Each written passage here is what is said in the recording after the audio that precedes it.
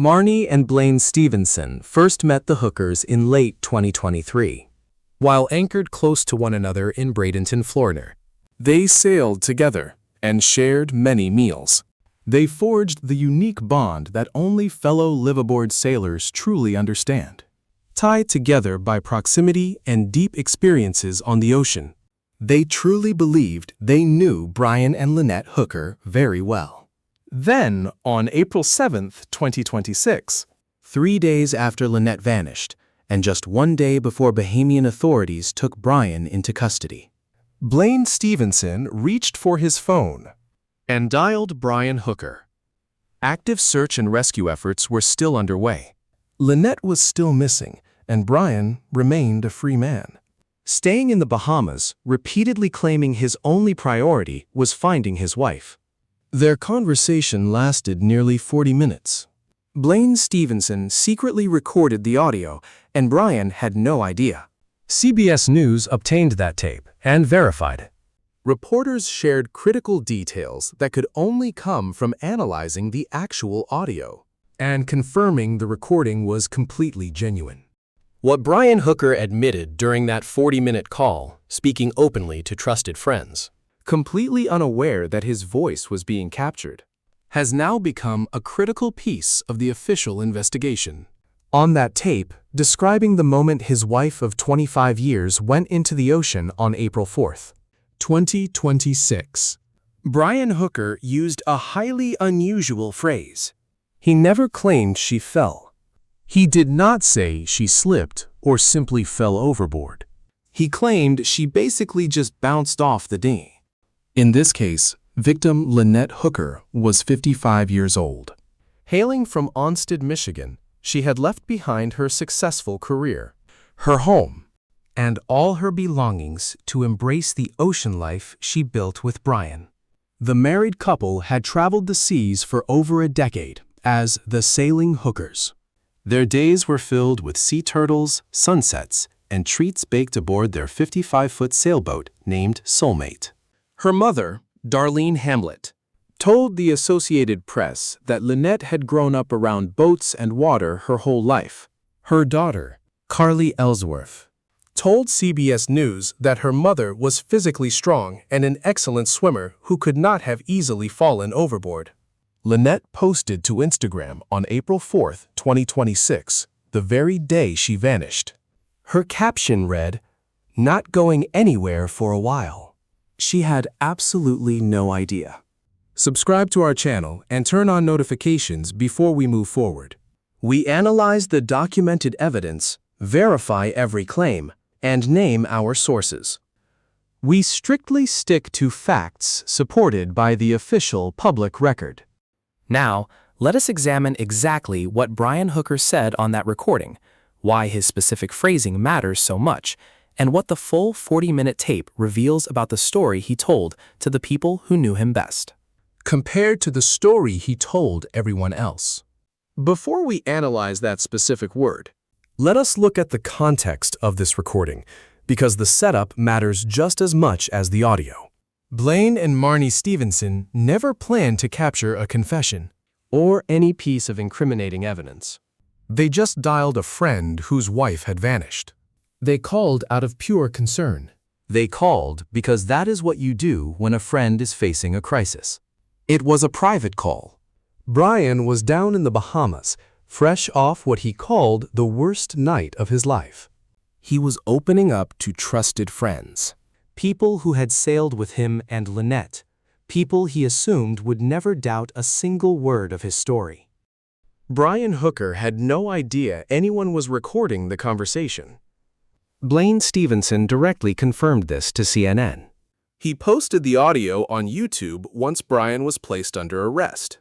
Because, as he explained to NBC News, Brian could not speak for himself behind bars, so Stevenson wanted to share Brian's own side of the story. Exactly how Brian originally described it.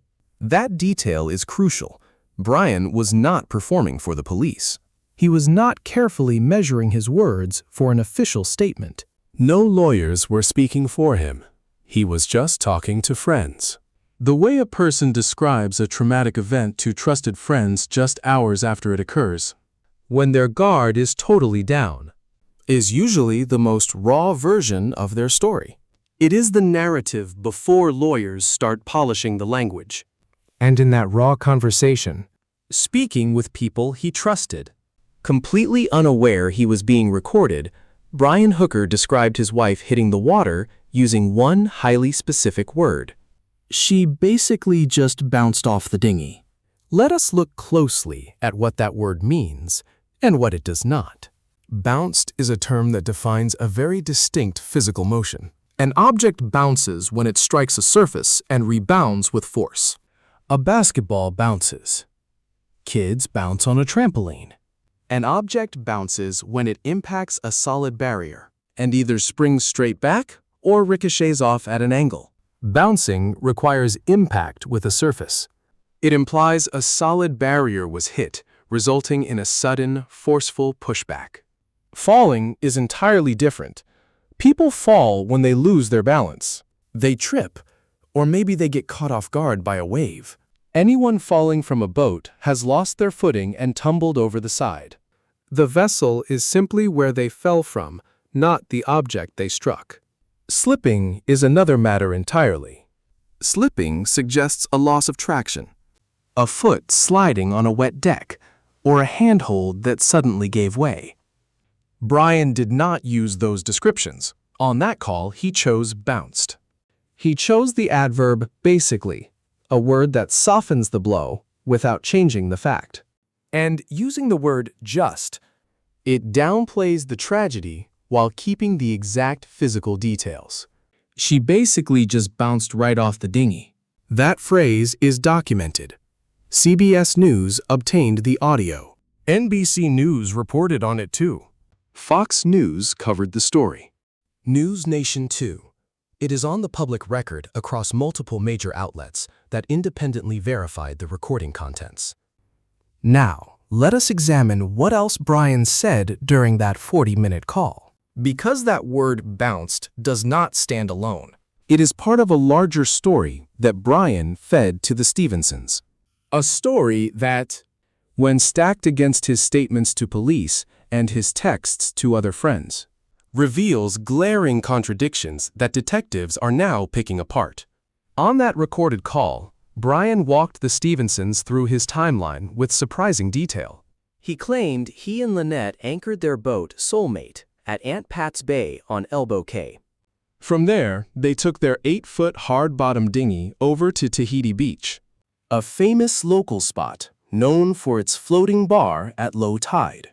After Tahiti Beach, they headed to the Abaco Inn to keep drinking. Ken, the 38-year-old bartender who poured Brian's drinks twice that night, told Fox News Digital and the New York Post that he never actually saw Lynette during the 2.5 hours they were there. She supposedly headed to the pool right when Brian ordered their first drinks.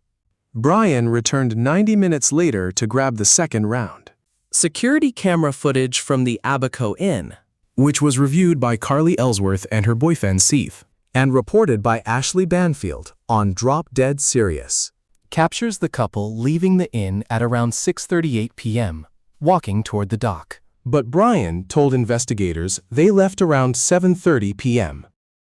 That leaves a massive gap of 52 minutes between his story and the tape.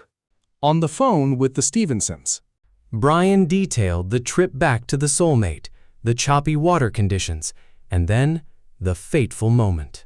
She basically just bounced right off the dinghy, right in the middle of a little blow, like 20-something knot winds that just popped up. a little blow.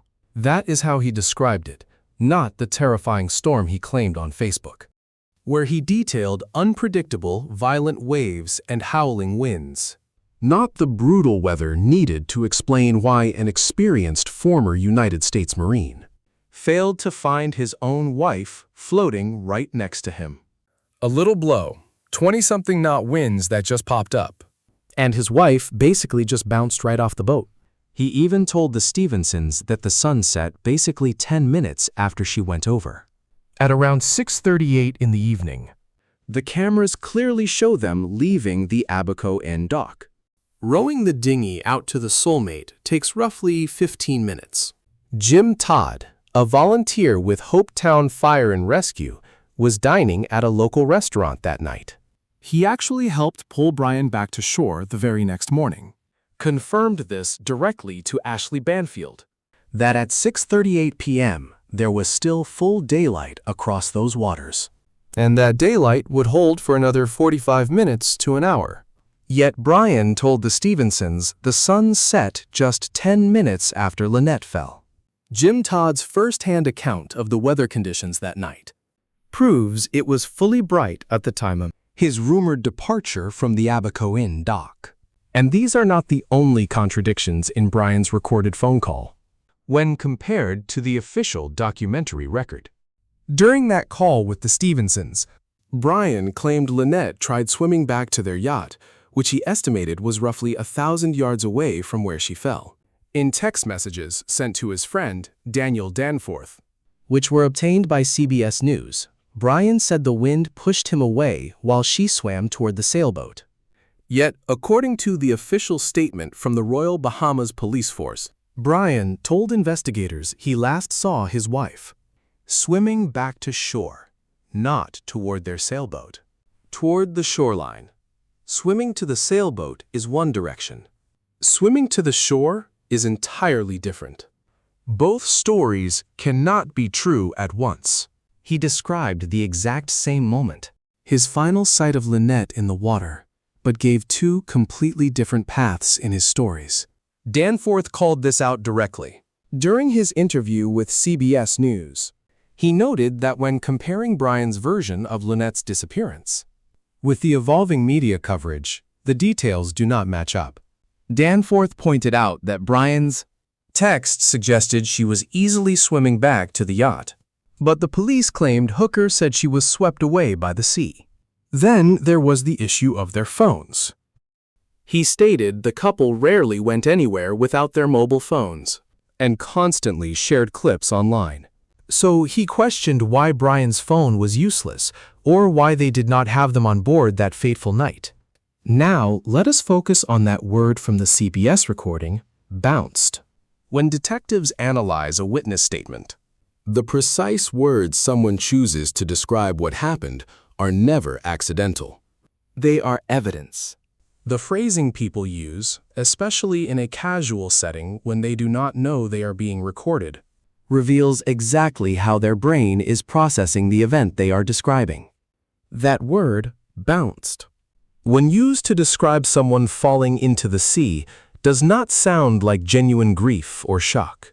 It is a highly precise depiction of a very specific physical act. Carly Ellsworth explained to News Nation that Their local affiliate, WOOD, that she doubted Brian's story and deeply suspected her stepfather. she backed up her previous statements, confirming that Brian and Lynette had a long history of volatile clashes. Especially after they had been drinking. She told CBS News that Brian typically steered the vessel, which makes his story that Lynette had the kill switch lanyard when she went overboard Highly unusual, given who normally operated the small dinghy. In January of 2026, just 3 months before April 4th, Lynette told her daughter about an earlier incident on the boat. Carly confirmed this detail to CNN and Fox News Digital. Lynette described a heated argument where Brian actually threatened to throw her into the sea. A mere 3 months before she mysteriously went overboard on April 4th. Lynette warned her daughter about a threat involving those exact chilling words. A 2015 police report sits quietly in the public records. In it, Lynette told responding officers that Brian had choked her. Though closed back then for lack of evidence, that file is now central to this investigation. The very same Marnie Stevenson, whose husband secretly recorded that April 7th phone call, had exchanged revealing text messages with Lynette back in 2024. Texts that CBS News obtained and verified. In those messages, Lynette wrote, "I guess it was too much closeness. We decided to call it quits. I am absolutely not going back." When Marnie asked about a reconciliation, Lynette's reply was grim. It was real bad. I simply cannot be out there with him.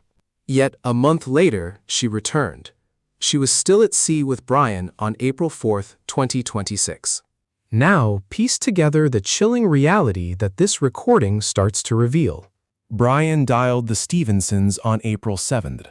The call lasted nearly 40 minutes. He spoke freely to close friends, completely unaware that his voice was being captured. Across 40 minutes of candidly detailing the absolute worst nightmare of his life. To friends who trusted him, he described his wife hitting the water with the word bounced. But there is another detail in that audio that has drawn massive scrutiny. He said it was a cascade of failures, and I am never going to forgive myself for it. A cascade of failures. That phrase has been highlighted by CNN, NBC, CBS, and Fox News. It appears in every single verified transcript of that taped conversation. A cascade of failures is a highly analytical way of describing a tragedy. It means a chain of small mistakes that slowly build into an absolute disaster. This is the language of cold calculation, not of raw grief. It is how an engineer or a military officer, trained to conduct post-operation reviews, would systematically analyze what went wrong. Brian Hooker once served in the United States Marine Corps. He was specifically trained to analyze operational breakdowns. Trained to see how minor mistakes compound into a fatal disaster.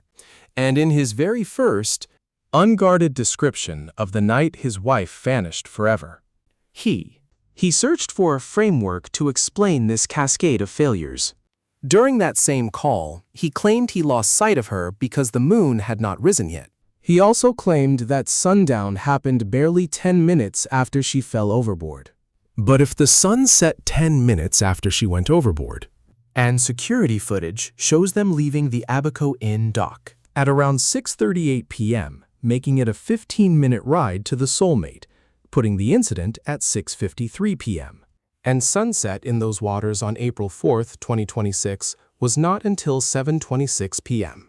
Then the sun was still up when the tragedy allegedly took place. Jim Todd confirmed that 6:38 p.m. was still bright daylight. clear, unmistakable daylight that would last for another 45 minutes to an hour.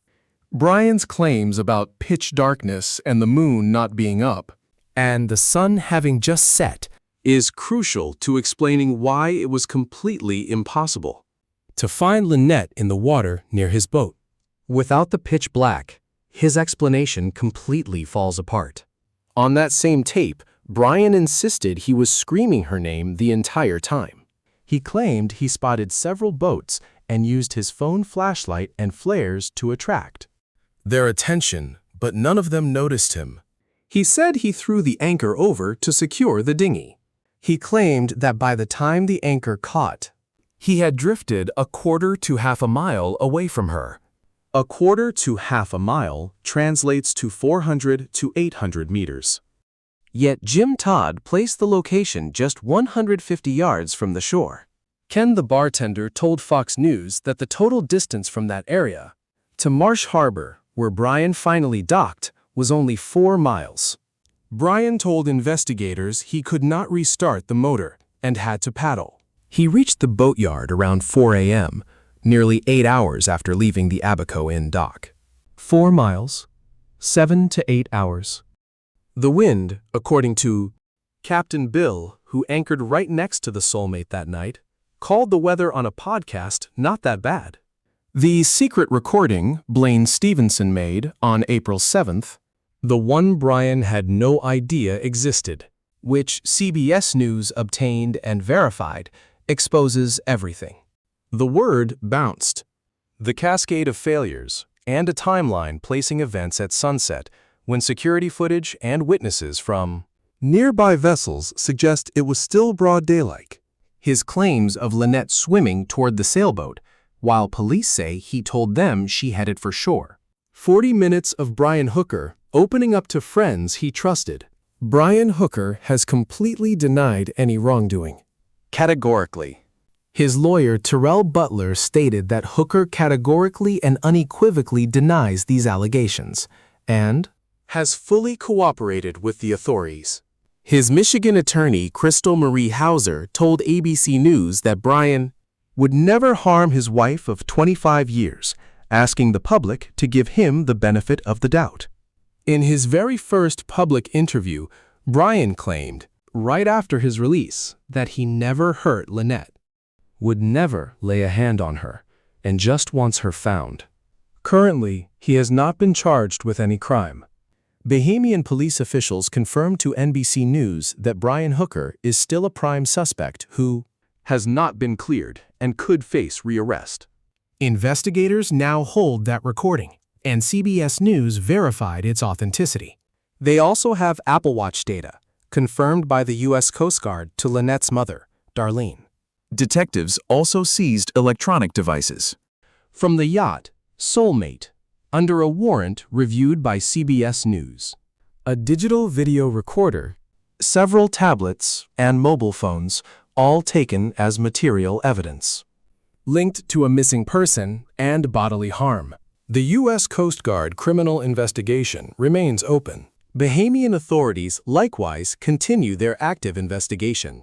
But what that tape holds, and what is now permanently on the record, Is the exact word Brian Hooker chose in that raw, unguarded, Unmonitored, and secret description of the moment his wife of 25 years went into the ocean on the night of April 4th, 2026. Not fell. Not slipped or went over, but bounced. Darlene Hamlet is 76 years old, waiting in Florida for a phone call that never comes. She told interviewer Ashley Banfield, I just want to hear, I love you, and wish you could have come home. her daughter, Carly, flew directly to the Bahamas to search for her. She searched the beaches alongside active cadaver dog teams. Staring at the yacht from a lonely dock, she whispered to the empty air, Hey Mom, I am right here, wherever you are. Lynette always called the ocean her true happy place. She shared 10 years of sunsets and ocean life on her blog, The Sailing Hookers. At 55, she was strong and fit, a lifelong swimmer who loved the deep water. Back in January 2026, she warned a friend about threats of being thrown overboard. 3 months later, She vanished into the sea, and the man describing her final moments to friends. oblivious to the active microphone, chose one very specific word to describe how she fell in. Bounced. CBS News obtained that audio. Criminal investigators have everything else. Uncovering what truly happened on the water that night of April 4th. 2026 is the justice Lynette deserves. Every statement must be scrutinized. Every alibi weighed. Every lie followed to the end. The hunt for answers continues. If you know anything about the disappearance of Lynette Hooker, please contact Bahamian authorities or the United States Coast Guard immediately. Both investigations remain active. As of right now, Brian Hooker faces no criminal charges. His attorney states he firmly and completely denies any wrongdoing. Everyone mentioned in this case is presumed innocent unless convicted in court. This is an active investigation. Every victim deserves answers, and every story deserves to be heard.